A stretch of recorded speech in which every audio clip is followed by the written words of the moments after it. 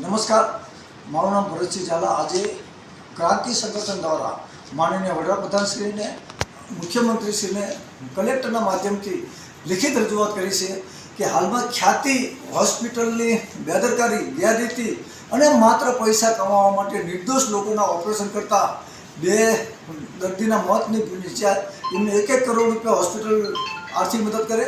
જે લોકો સારવાર નીચે છે એને 25-25 લાખ રૂપિયા હોસ્પિટલ દ્વારા મદદ આપવામાં આવે। અને વડાપ્રધાનની યોજનામાં લાખો કરોડ રૂપિયાની ગેરરીતિ અને પૂછા થયા છો, તેમાં વડાપ્રધાન ખુદ અને આયુષ્માન ભારતના સચિવો આમાં ફરિયાદી બને। ફાસ્ટ ટ્રેક કોર્ટની રચના બની જલ્દીમાં જલ્દી ખ્યાતિ હોસ્પિટલના તમામ જે જવાબદાર છે એમને આજીવન કેદની સજા થાય। ભવિષ્યમાં આવું ન બને એ માટે સરકાર પગલાં ભરે। 10 લાખ આયુષ્માન ભારતના કાર્ડ દેશમાં આપેલા છે।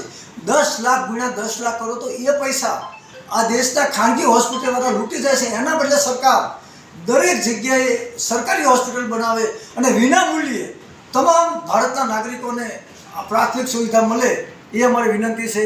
અને કાયદો બનાવે। ક્યાં સુધી લૂંટતા રહીશું? દેશની જનતાના ટેક્સના પૈસા ખાનગી હોસ્પિટલવાળા લૂંટી જાય, ખાનગી સ્કૂલવાળા લૂંટી જાય તો આ દેશના નાગરિકોનું શું? ભારતીય સંવિધાનમાં દેશના નાગરિકોને આરોગ્યનો અધિકાર એ મૂળભૂત અધિકાર છે। તો એ અધિકાર ડાયરેક્ટ આપવાના બદલે ખ્યાતિ જેવા જે લૂંટી રહ્યા છે એના સામે સરકારે પગલાં ભરવા જોઈએ, એ વાત કહેવા માટે આજે અમે આવ્યા છીએ।